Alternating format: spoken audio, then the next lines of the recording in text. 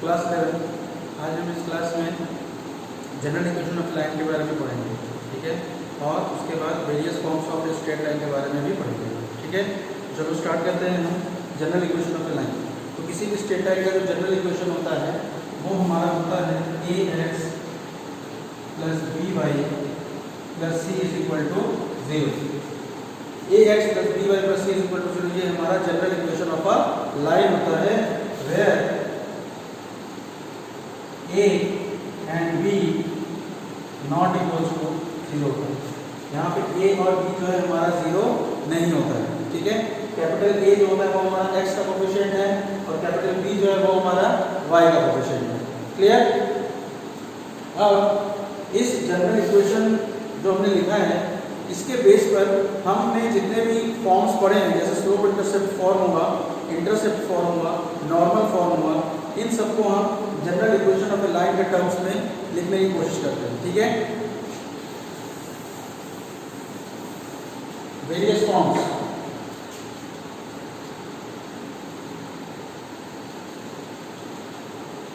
various forms of a line।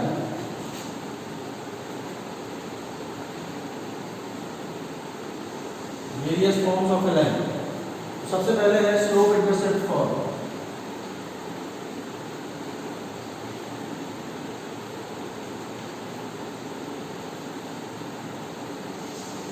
Slope intercept form. अब किसी भी स्ट्रेट लाइन का जनरल इक्वेशन हमने क्या बताया था अभी कि ax plus by plus c is equal to 0, ठीक है। तो अब हम क्या करें, by को इधर रहने दें और बाकी ax और प्लस c को उस तरफ लेके जाएं, तो ये हो जाएगा माइनस ax माइनस c, ठीक है। फिर y इज इक्वल टू लिख सकते हैं हम minus a upon bx minus c upon b, ठीक है। तो ये जो है हमारा स्लोप इंटरसेप्ट फॉर्म है। जैसे इन जनरल हमने पढ़ा था y इज इक्वल टू क्या होता है भाई, mx प्लस c। यहाँ पे जो ये हमारा m है, m हमारा स्लोप होता है इस लाइन का, और ये जो c होता है वो हमारा y इंटरसेप्ट है। अगर हम इस इक्वेशन को इस इक्वेशन से कंपेयर करें तो अगर हमें ax plus by plus c is equal to 0 की जनरल इक्वेशन दिया है और हमें उस लाइन का स्लोप निकालना है, तो स्लोप अगर हम कंपेयर कर दें तो m इज इक्वल टू हो जाएगा माइनस a बाई बी, ठीक है। और जो y इंटरसेप्ट होगा, y इंटरसेप्ट यानी कि c, वो कितने के बराबर होगा भाई, माइनस c अपॉन b।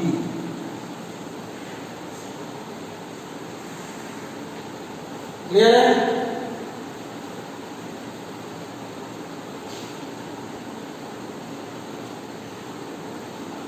अब स्लोप इंटरसेप्ट फॉर्म के बाद जो हमें पढ़ना है वो है इंटरसेप्ट फॉर्म।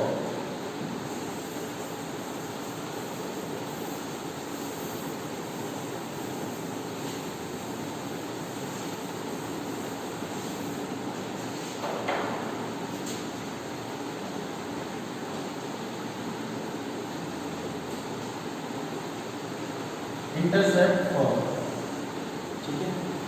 इसमें क्या करना है, देखो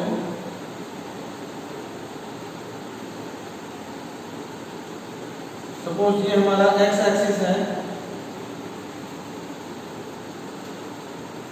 ये हमारा y एक्सिस है, और ये सपोज हमारा एक स्ट्रेट लाइन है, और इस स्ट्रेट लाइन का इक्वेशन है ax plus by plus c is equal to 0, ठीक है। तो अब इसका इंटरसेप्ट फॉर्म देखो, इन जनरल इंटरसेप्ट फॉर्म क्या होता है, x upon a plus y upon b is equal to 1, where a जो होता है वो हमारा होता है x इंटरसेप्ट और b होता है हमारा y इंटरसेप्ट, ठीक। तो अगर हमको x इंटरसेप्ट निकालना है इस इक्वेशन में ax plus by plus c is equal to 0 में, x इंटरसेप्ट निकालना मतलब ओरिजिन से ये सपोज a है, ये सपोज b, इसको कुछ दूसरा नाम दे देते हैं, सपोज p है और ये सपोज q है। तो ओ पी जो होगा वो हमारा एक्स इंटरसेप्ट होगा और ओ क्यू ये हमारा वाई इंटरसेप्ट होगा। ठीक है, तो अब देखो ax plus B Y plus C is equal to, इसका अगर हमको x इंटरसेप्ट निकालना है, मतलब अगर हम ये वाला पॉइंट निकालना चाहें तो हम क्या करेंगे भाई कि इस लाइन के इक्वेशन में हम y को 0 कर देंगे, क्योंकि ये पॉइंट जो है वो x एक्सिस का पॉइंट है और x एक्सिस का कोई भी पॉइंट अगर है तो उसके साथ जो y कोऑर्डिनेट होता है वो 0 होता है। तो इस केस में अगर मैं y को 0 कर दिया तो ax plus 0 plus c is equal to 0, तो यहाँ से आ जाएगा ax is equal to minus c, x is equal to minus C by A. ठीक है, तो ये जो x आया है ये हमारा x इंटरसेप्ट हो गया। क्लियर? अब इसी तरह अगर हमको y इंटरसेप्ट निकालना है तो हम क्या करेंगे, यही जो लाइन इक्वेशन है y इंटरसेप्ट मतलब हमें q पॉइंट निकालना है, तो इस q पॉइंट को निकालने के लिए हम क्या करेंगे, इस लाइन के इक्वेशन में हम x को 0 कर देंगे, क्योंकि q पॉइंट हमारा y एक्सिस पे है और y एक्सिस पे कोई सा भी पॉइंट अगर हम ले जनरल पॉइंट तो उसका जो x कोऑर्डिनेट होता है वो 0 होता है, इसलिए हम x को 0 कर दें तो ये हो जाएगा a इंटू 0, x की जगह हमने 0 कर दिया, plus B Y plus C is equal to 0, इसका मतलब 0 plus B Y plus C is equal to 0, यहाँ से B Y is equal to हो जाएगा माइनस सी और y is equal to minus C by D. ठीक है, तो जो हमारा x आया है और ये y की वैल्यू है वो हमारी क्या हो जाएगी भाई, y इंटरसेप्ट हो जाएगी।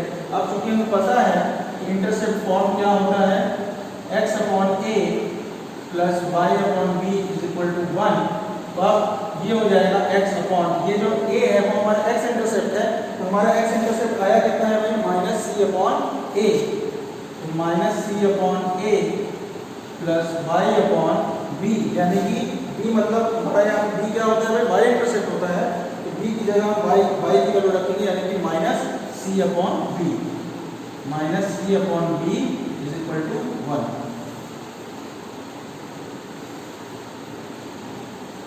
क्लियर?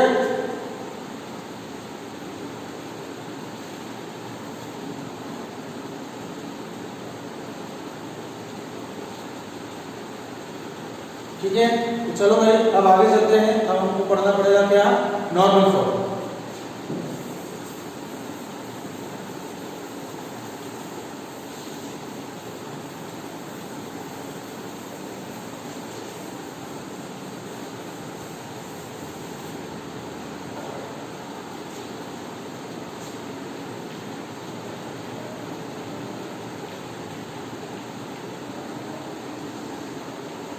नॉर्मल फॉर्म, तो देखो इन जनरल हम लोग नॉर्मल फॉर्म क्या पढ़ते हैं, x cos alpha plus y sin alpha is equal to p, ये पढ़ते हैं हम लोग।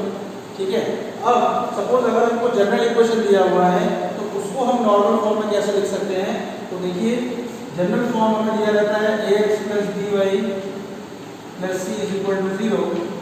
अब हम क्या करते हैं, ax प्लस by को इधर ही रहने दें और प्लस c को उधर ले जाते हैं तो माइनस c कर देते हैं। ठीक है, अब जो इन जनरल हम लोग पढ़ते हैं इसको और जो ये जनरल इक्वेशन से आया ये दोनों इक्वेशन में हम कंपेयर करते हैं कोफिशिएंट्स में। ठीक है, जब हम कोफिशिएंट्स में कंपेयर करते हैं तो देखो इसमें x का कोफिशिएंट है cos अल्फा अपॉन इस वाले जनरल इक्वेशन ऑफ लाइन में x का कोफिशिएंट है a, cos alpha upon a equal हो जाएगा y का कोफिशिएंट यानी कि sin अल्फा अपॉन इधर y का कोफिशिएंट यानी कि b is equal to p upon इसका कांस्टेंट टर्म माइनस c।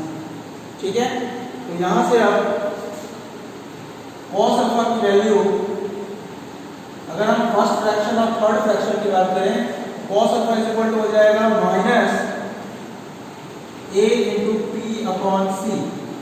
ठीक है, और इसी तरह sin अल्फा की वैल्यू हो जाएगी minus b into P upon सी।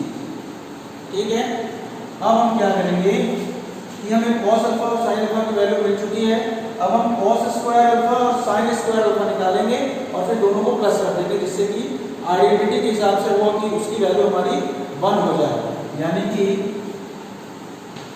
cos स्क्वायर अल्फा कितना होगा भाई, माइनस का स्क्वायर करेंगे तो प्लस हो जाएगा, ये होगा a square p square upon c square, a square p square upon c square plus जब हम साइन स्क्वायर अल्फा की वैल्यू अगर हम लिखें, साइन स्क्वायर अल्फा की वैल्यू लिखेंगे तो ये हो जाएगा b square p square upon c square. ठीक है, अब cos स्क्वायर अल्फा और sin स्क्वायर अल्फा को अगर हम प्लस करें तो हमें 1 मिलेगा, cos square alpha plus sin square alpha is equal to 1 होता है। तो cos स्क्वायर अल्फा की जगह हम लिख दें a square p square by c square plus sin square alpha की जगह लिख दें b square p square by c square is equal to 1। यहाँ से हम p square upon c square common ले लें तो a square plus b square बचेगा इज इक्वल टू 1। तो p square is equal to हो जाएगा, क्रॉस मल्टीप्लाई अगर हम कर दें तो c square upon a square plus b square. तो p इज इक्वल टू क्या हो जाएगा भाई, प्लस माइनस अंडर रूट लग जाएगा, तो c स्क्वायर का स्क्वायर रूट c ही होगा upon square root of a square plus b square.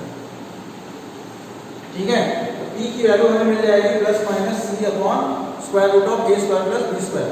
ये p क्या होता है भाई, ओरिजिन से उस लाइन पे, जिस लाइन पे हमें इक्वेशन निकालना है उस लाइन पे ओरिजिन से परपेंडिकुलर डिस्टेंस जो होता है वही हमारा p होता है। ठीक है, तो अगर हमें general equation of a line दिया जाए ax plus by plus c is equal to 0 के फॉर्म में और हमें सिंपल इस ओरिजिन परपेंडिकुलर की लेंथ निकालने को बोली जाए तो फॉर्मूला क्या हो जाएगा, p is equal to plus minus c upon under root a square plus b square. ठीक है, तो अब हमें p की वैल्यू मिल चुकी है a b c के टर्म में। अब हमें cos अल्फा की वैल्यू निकालनी है और sin अल्फा की वैल्यू निकालनी है a b और c के टर्म में, और फिर हम इस जनरल फॉर्म में रख देंगे तो हमारा नॉर्मल फॉर्म निकल जाएगा general equation of a line के टर्म में। Clear?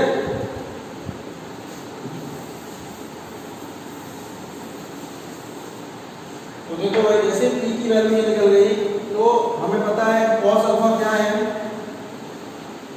a into p by c, तो ये हो जाएगा plus minus a into p की जगह c upon under root a square plus b square, और अपॉन में ये c भी तो है तो यहाँ पे c से ये c कैंसिल हो जाएगा तो बचेगा plus minus a upon square root of a square plus b square. ये cos अल्फा की वैल्यू है। इसी तरह sin अल्फा के लिए sin अल्फा की वैल्यू है bp अपॉन c, क्योंकि ठीक है ना, cos अल्फा की value actually minus ab upon c। इसी तरह sin अल्फा की भी value minus bp upon c है, तो ये भी प्लस माइनस है तो ये भी माइनस प्लस ही हो जाएगा, ये भी माइनस प्लस b की वैल्यू b ही रहेगी, p की value c upon under root a square plus b square और अपॉन ये c, तो c से ये c कैंसिल हो जाएगा is equal to minus plus b upon under root a square plus b square. ठीक है, अब देखो क्योंकि हमें पता है कि क्या होता है भाई, x cos alpha plus y sin alpha is equal to b, ये हमारा नॉर्मल फॉर्म होता है। तो अगर हम इन सब वैल्यूज को रख दें तो ये हो जाएगा cos अल्फा इंटू एक्स, यानी कि minus plus a upon square root of a square plus b square into X, फिर plus minus plus sine alpha यानी कि b upon under root a square plus b square into Y is equal to p, यानी कि plus minus c upon square root of a square plus b square.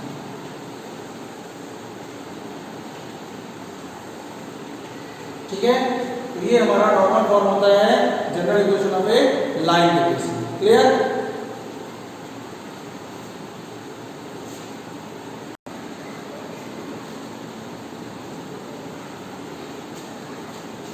तो भाई आज की class के लिए बस इतना ही। इसके बाद की जो डेफिनेशंस हैं, प्रूफ्स हैं, एक्सरसाइजेस हैं, वो हम लोग इसके बाद की क्लास यानी कल करेंगे। ठीक है, चलो ऑफ करो।